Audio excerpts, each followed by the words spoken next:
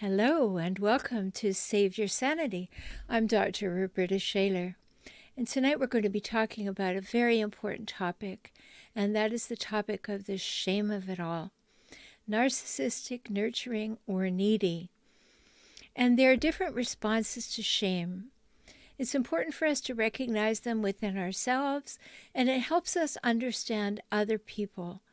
Because shaming is very insidious. It goes to the deepest parts of you when it happens, and it causes different responses in different people. So I wanted to help with the understanding of that and to go deeply into the causes of it and what it exacerbates, what it brings out for us, what it is that not only is our response to it, but where did our response to it come from? And how do we feel it within ourselves? So this is tonight's topic. And if you enjoy Save Your Sanity podcast, I invite you to become a Patreon. That's a way that you can make a pledge for a monthly donation to support the work of it. If you find value here, you found some answers, or you found some inspiration, please consider going to patreon.com/saveyoursanity and help out with that and show your appreciation. So let's talk about this deeply. You know where you can always find me at forrelationshiphelp.com should you want to talk to me directly, by the way. And if you do want to talk to me directly or you have an issue, go to beaclient.com and use my new client offer. 1 full hour session for only $97 for new clients. So let's talk about the shame of it all now. What does shame really mean? Well, it's important for us to understand it because shame is a painful emotion, definitely a painful emotion that's caused by the consciousness of guilt or shortcomings or impropriety. You've done something that you really are humiliated by. So shame gets right to the core of who we are, gets into our deepest being, and it's important for us to recognize maybe we were shamed when we were children. Maybe it was inadvertent. Maybe nobody meant to. It was just the way they spoke or what they did, or maybe they really did mean to. Maybe they were mean. Maybe they were discounting or degrading or diminishing or demeaning, and they shamed you on purpose. This goes right to the core of your being, no matter who you are. But as I said earlier, we have different responses to it, so we want to have a look at what that is all about. And as we look at that, you think about if you've felt you had to work hard to get attention, or you had emotionally absent parents or neglectful parents, or you experienced emotional neglect. Maybe you could never do anything right. These things cause a core shaming. That at your deepest part is who you are is not good enough. The difference between guilt and shame is that guilt is, I made a mistake, and shame is, I am a mistake. And you can just feel that, can't you? Guilt, we all understand. I made a mistake. But shame, I am a mistake. That is a deep core wound. And it creates attachment problems.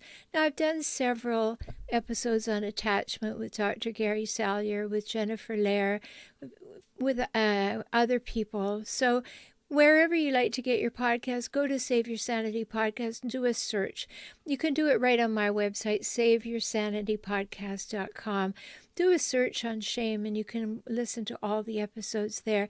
It'll help you understand attachment and what happens if you're shamed and how that creates an attachment style, often in the first 2 years of life, that you will carry through, and it will color all of your relationships. So it's important to know about that. So when you've been shamed as a child, you have 2 ways to go. Yes, there are grades in between, but 2 basic bookends on how you might go. One, you could get very tough and refuse to be shamed. Just refuse. You will not take it in. You will not hear of it. Everything is someone else's fault. And the other way is constantly trying to be good enough, trying to make people happy, trying to get people to like you, trying to ward off any further shame. And these two responses create very differing ways of being in the world. And you can see that one would lead to a more narcissistic tendency. I refuse to be shamed. Everything is your fault. Nothing can be my fault because I am so wounded so deeply that I cannot tolerate the idea of it. And the other end of the spectrum being, I expect to be shamed, and I'll do everything I can not to be shamed. I will walk as far as you want me to, jump as high as you want me to do. What do I need to do to please you? And of course, everything in between. So there are these two ways. So we have two things we can do. We can have compassion, which is a good thing to do, a healthy thing to do, as long as it's in balance between the compassion you have for other people is well balanced with the compassion you have for yourself.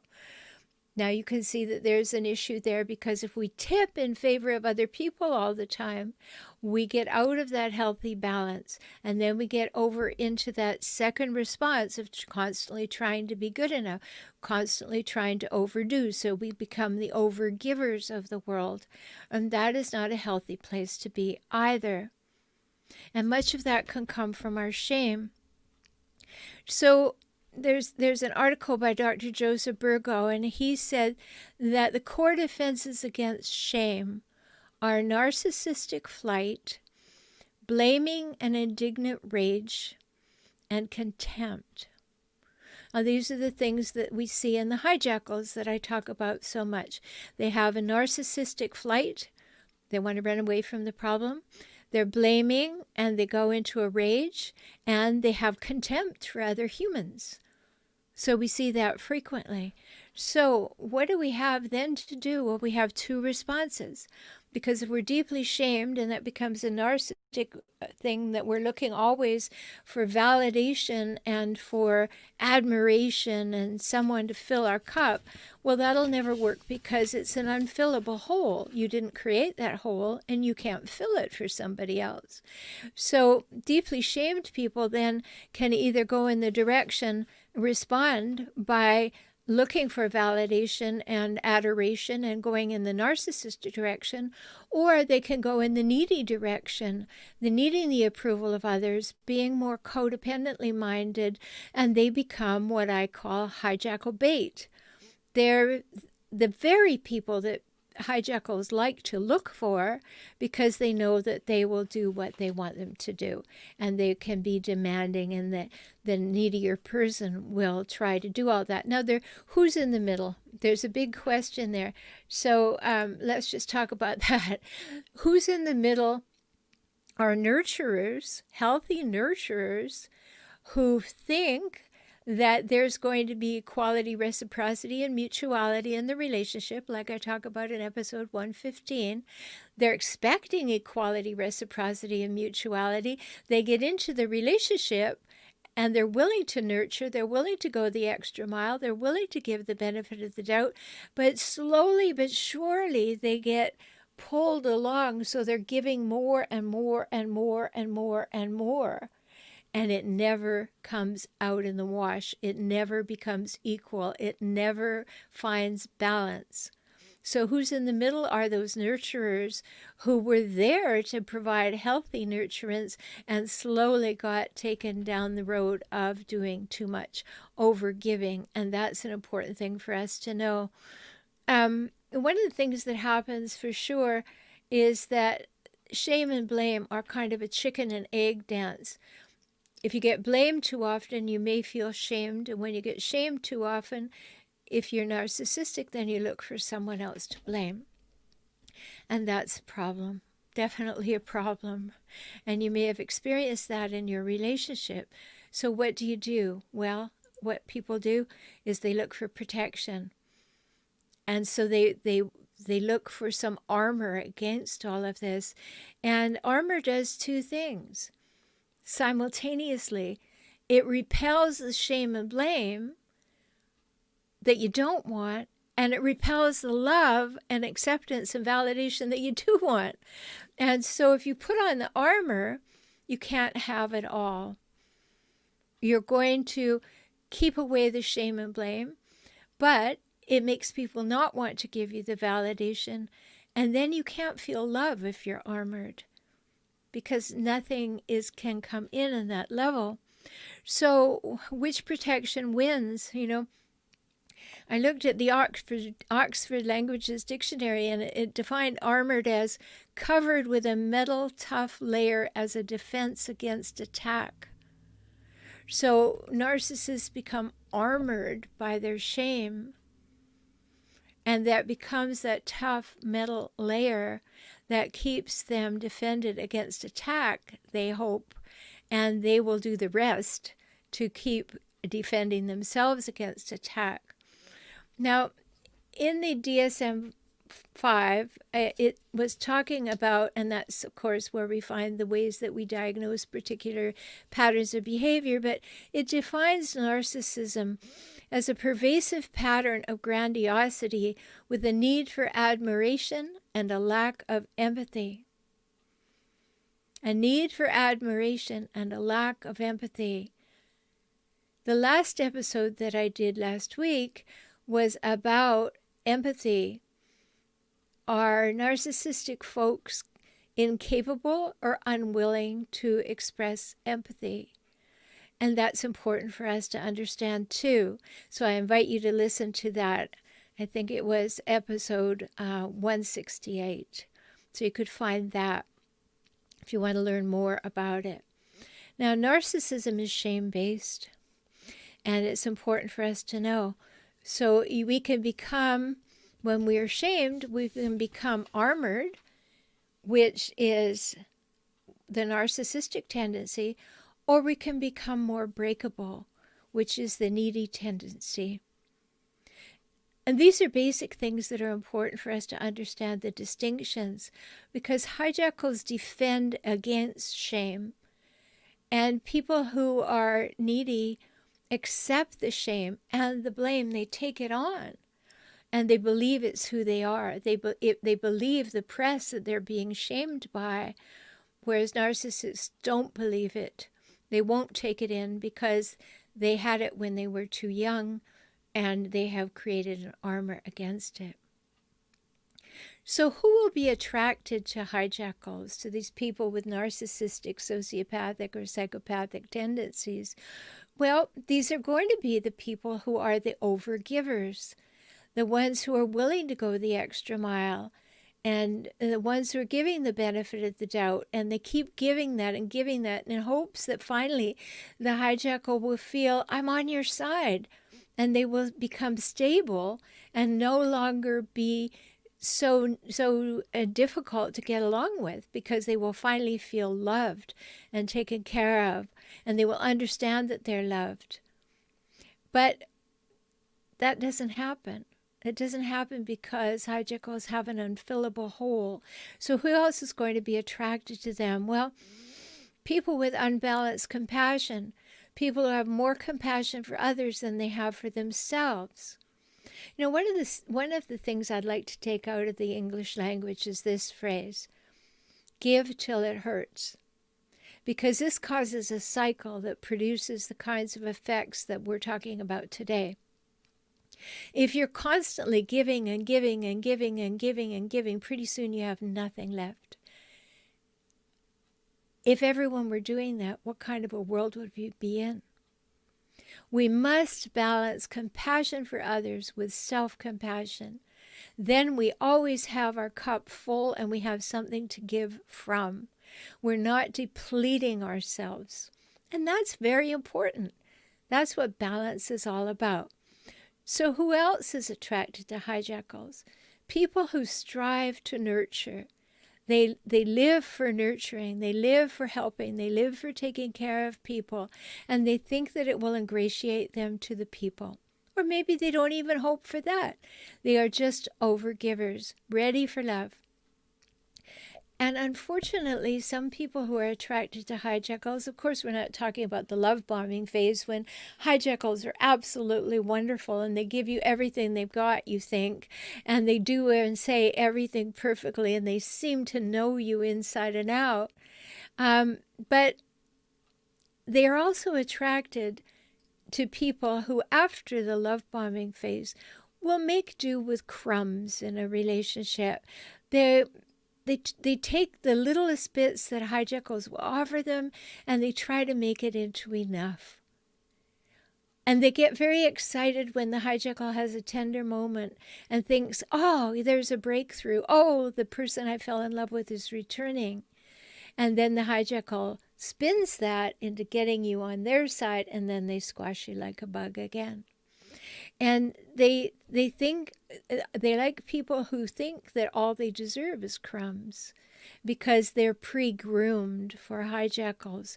So if you were raised in a situation where you were shamed, and maybe you've responded by really trying to be the nicest person on earth, unfortunately, that sets you up for being very attractive to hijackals. And then you're wondering, I did everything right. I was kind, I was considerate, I was compromising, I was accommodating, and yet it didn't work. There was always more that needed to be taken, always more that needed to be given. And I never could get it right. Never, never, never. And that's the hijackal's game, to keep you shamed. You're never good enough. And if you had a background when you were young of never being good enough, never quite getting it right, you're a hijackal's dream. Because they don't have to even work at tearing you down nearly as much. So it's very important.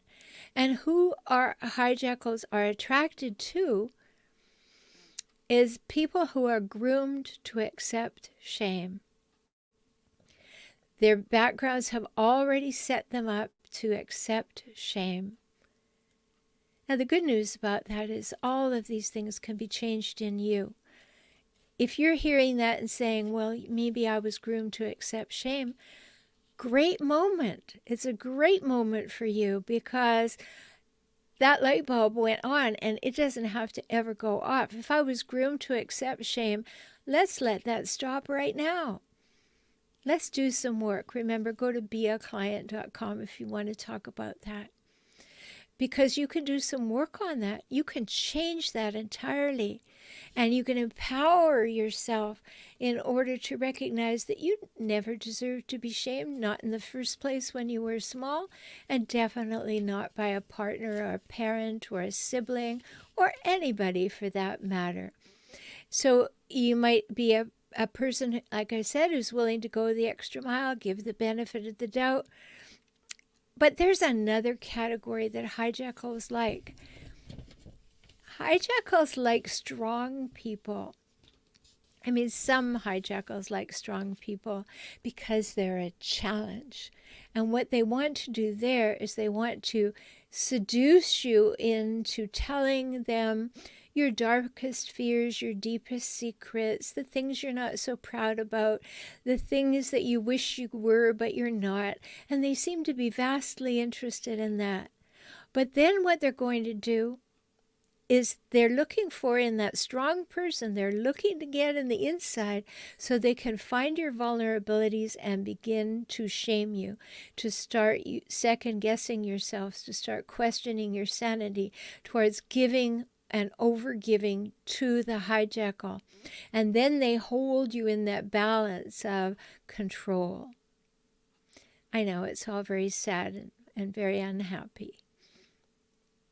But this is what happens, and we need to know about it so that we can take action to change these things. So very, very important, because you may be armored or you may be breakable, and those are two ends of the spectrum. And if you happen to be breakable, or you didn't think you were, that you were perfectly independent and content before you met, and then you have slowly been bashed, slowly been degraded, slowly been eroded, then you may find yourself strangely in the breakable category, and you didn't think that that was even possible for you. And that definitely happens. So hijackals defend against shameful experiences preemptively. You may not even in the slightest intend to give them the idea that there is anything wrong with them. Almost before you open your mouth, they're already defending themselves and making you wrong. Have you noticed that? They are not going to have anything that shames them. And if you say something like, I would prefer that you spoke to me this way, to them that's almost a mortal shaming wound, because how dare you? How dare you say anything is wrong with me? Because they cannot tolerate it. Now, it's not your fault that they behave that way. And you can't fix them. You didn't break them. You can't fix them. So, yes, there are things you can do to empower yourself in the relationship. There are strategies you can try. I help my clients with that all the time. But not because it's going to change the hijackal's behavior. It's because it's going to start to equalize the situation to the degree it can be equalized, and that will allow you to take back your power and make good and better decisions, healthier decisions for you and your children. And that's very important, because they're going to defend against shameful experiences preemptively, readily in any situation. They're going to also do it unnecessarily, but they are going to do it. And I was reading this quote from Dr. Mark Zaslav, and he says about narcissism. He says, the entire personality structure is organized around defending against shameful experiences. Contact with the shame experience is rigidly held at arm's length. For the most part, this is not a conscious choice, but a way of being. The narcissist has learned to withdraw from contact with their feelings of inadequacy. So you can see how they are going to quickly and preemptively guard against shame. But one thing that they will do with that shame is they will project it on you. Now, when we're talking about projection, what we're talking about is it's an unconscious taking the person's unwanted fears and traits and emotions that they don't like, and then attributing them to someone else. So a hijackal, all the things they don't like about themselves, all the things they fear about themselves, all the emotions they don't like, they will project them on you, and they will say, you feel like that, you're doing that. So if they're cheating and they're afraid they're going to be caught, they will accuse you of cheating. That's projection. So what they're doing, they will say you're doing. And it's like their accusations are pretty much confessions, if you look at it that way, because they start accusing you of something, you can be pretty sure that's what they're doing. And that's what their fears are. So you can look at it as when they project and tell you this is what you think, or this is what you feel, or this is what you're doing. It is a projection of what they are doing. And it's important to recognize that, because then you can come to balance and you're thinking about it more quickly, because you won't take it on like, oh my goodness, you just told me what you're most afraid of and you told me I'm afraid of it. Or you told me what you're doing and you told me I'm doing it. And then you can start to see how that works out. And so you don't take it on. You don't get shamed by it. You don't get concerned by it. You just observe it. And that's really important. So understanding how the hijackal's shame of armor can help you understand what you're blamed and shamed for by them. And likely, so important to note, it likely has nothing to do with you. It's all internal to them. It's what's going on within them, what they're figuring out, what they're thinking through, what they're afraid of. That's all internal to them. And then it comes out and they deliver it in a way that makes it sound like it's about you.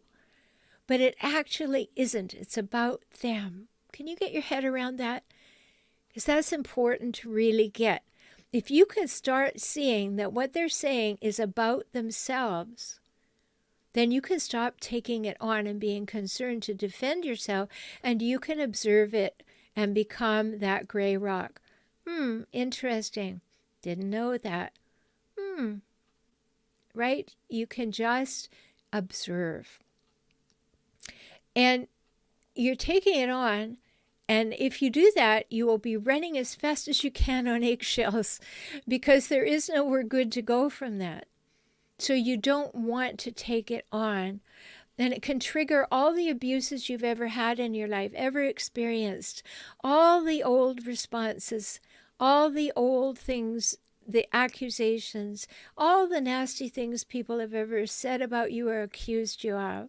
You know, if you come from a hijackal family and then you find yourself in a hijackal romantic relationship, it's because it's so familiar.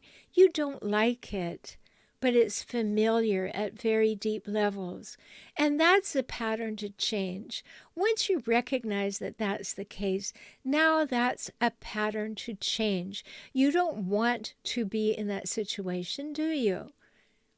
You know, when it's spelled out like that, you can clearly see that if something was happening in your early life and you are still responding to it in a way that is somewhat conscious and it becomes more conscious, now you can then take it and run with it. You can get some help.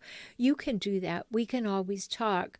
And if you find yourself nurturing and then it turns into over-nurturing and you become an over-giver, I just made a graphic of this because I think this is interesting.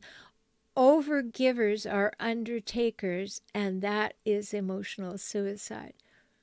And it's really important for you to notice. So if you've become an overgiver because you're a good person and you keep going the extra mile, and the person never changes, never reciprocates, never moves back to somewhere equal, notice that. Notice that and say, this is not okay with me.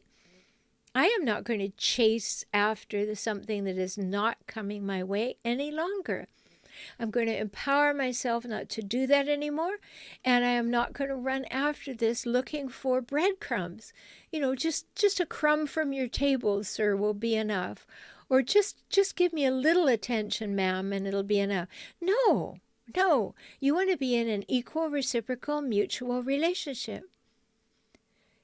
That's what you deserve. That's what everyone deserves. And if someone is unwilling or unable to give it to you, notice that. You can have compassion for it, but don't enable it any longer. Don't condone that behavior any longer. See it for what it is. And then start making some healthy decisions for yourself.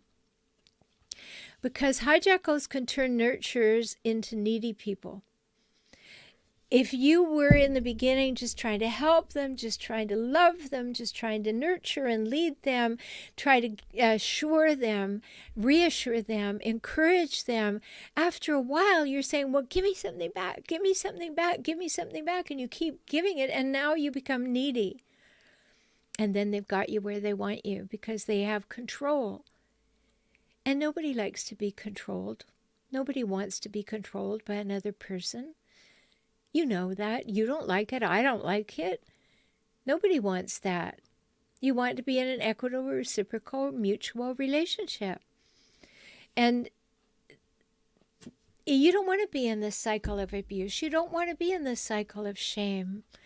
So if that happened to you when you were young, then notice that you can change that now.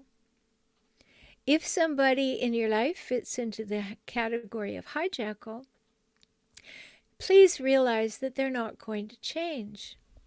You know, yes, maybe 1%, maybe 2% of people with narcissistic tendencies are wise enough to say, I see I have narcissistic tendencies. It's pushing people away and I don't want to do this anymore, and they get help. Maybe even be generous and say 6-7%. But when you've been deeply shamed as a child and your response has been to armor yourself against anything and demand validation and admiration, that's the role that you've chosen. But you don't need to be the one in the supporting role to that, do you? So it's very important to understand the place of shame and whether you are projecting it, which is not likely if you're not the hijackal. But if you have turned into someone who was nurturing and has turned into a needy person, you won't want to do something about that. And if you're uncertain about whether you're in a hijackal relationship, just go to my free checklists at toxicrelationshipchecklist.com. Or if you can go to my website and for relationship help and just click on the free checklists. That'll also solve that problem for you.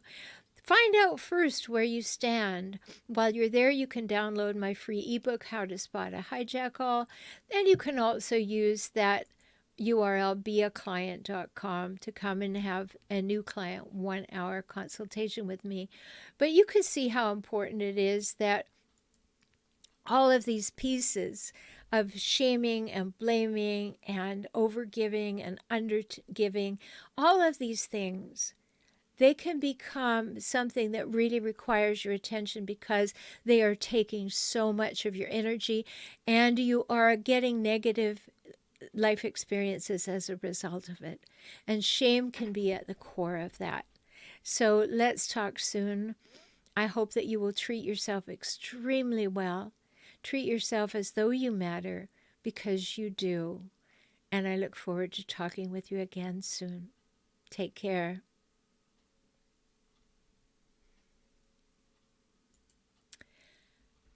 Good evening. Hello.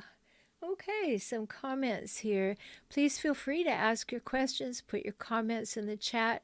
There's about a 20-second delay between when you click send and when I receive it, so do it now.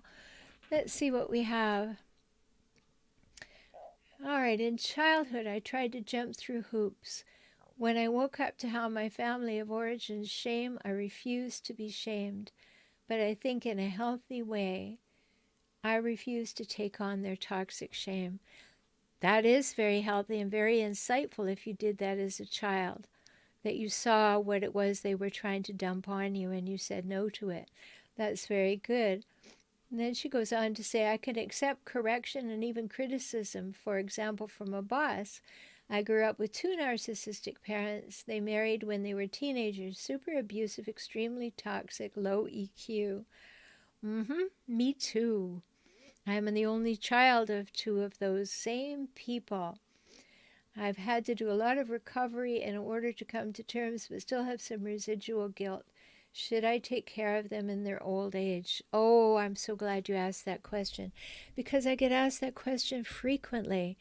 All right, I've moved away from narcissistic or toxic parents, and I have been much healthier while I've been away from them. And then people write to me and say, but I just heard my mother is sick. What do you think I should do? Well, here's my answer.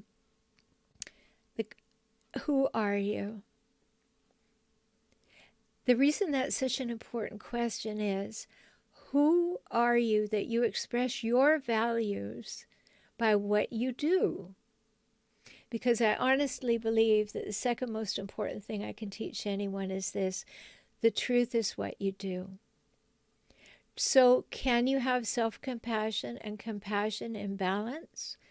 Can you ask yourself, what could I live with in this regard as answer to this dilemma?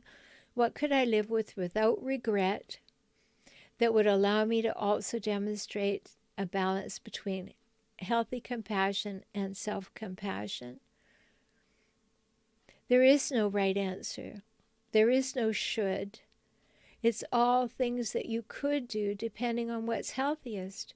If you went to look after your parents in their old age and you placed yourself in a toxic environment, and then perhaps you diminished in your health or diminished in your ability to cope, or maybe you have children of your own, or you have other people who count on you, or you want to go to work in a healthy way and you couldn't do it as a result of that, you might think of that. If, on the other hand, you felt that I really think that I hold a high value, that I want to be able to say that I took care of them, can you go and hold healthy boundaries? so that if they behave poorly or badly, you're very clear with them that when this happens, I will leave. And then you leave. I don't know the answer in your particular situation, but if it's a deep question for you, I sure invite you to use the beaclient.com and come and let's spend an hour talking about this so we can find out what's good for you. These are important things to consider. Many times people ask not only about aging parents, but about ill parents. They'll have been apart from their parents for a long, long time, and then they'll hear that their parent has perhaps had a diagnosis. What do I do? Well, it triggers all the little child things in you, like what are you supposed to do? What will make them happy? What should I do? And it puts you in a state of stress. So when you're in a state of stress, making decisions is more difficult. And that might be the case for you. And so it's a really big think that you have to have about if my parents are very difficult. And I'll tell you what I did. I'm an only child. I had 2 very difficult parents.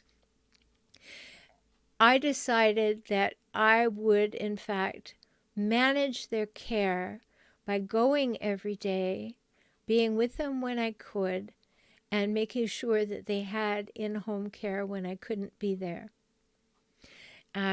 Because they wanted to die at home. They died 5 years apart. So for several months in each case, I was present and I managed the care.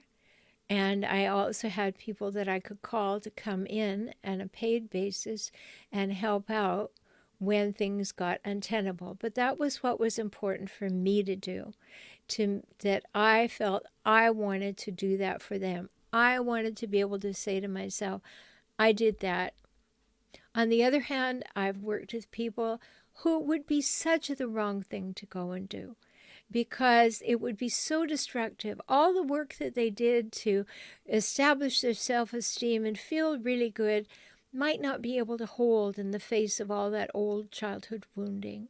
So there is no one right answer to this. So I hope that's helpful to you because it is a big question and it comes up frequently. So as I said, if there's any questions or comments, put them in the chat now so that I will get them with that 20-second gap. I hope the things that I've talked about tonight about shame have been helpful to you. I'd love to hear that if it's true for you in the comments, because this is a really underlying situation, this situation of there having been shaming gone on. And so what is our relationship to that, and how is it demonstrated in our life every day and in the way that we create relationships, and whether or not we will put forward our boundaries. And when we do put forward our boundaries, will we maintain them? And if they are crossed, will we have consequences for crossing them? Because it's not just enough to have boundaries, they have to be expressed and maintained. And if the person will not adhere to our boundaries, then there have to be consequences. And you have to be willing to enact those consequences. So these are some of the things that come up in the very complex discussion about whether you should go and take care of aging parents who are hijackals, whether you should go and take care of someone who's ill who is a hijackal. A tendency too, by the way, with hijackals is they seem to get a little worse as they get older.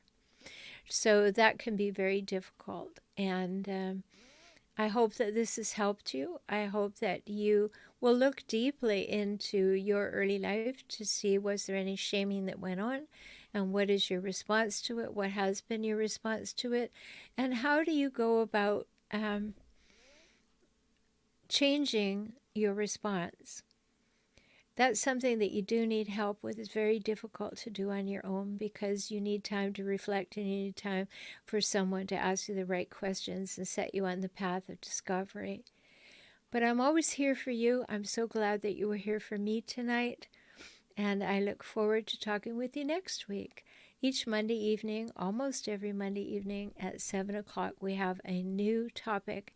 And I'd be happy to see you here with me again. In the meantime, take really good care of yourself. Good night.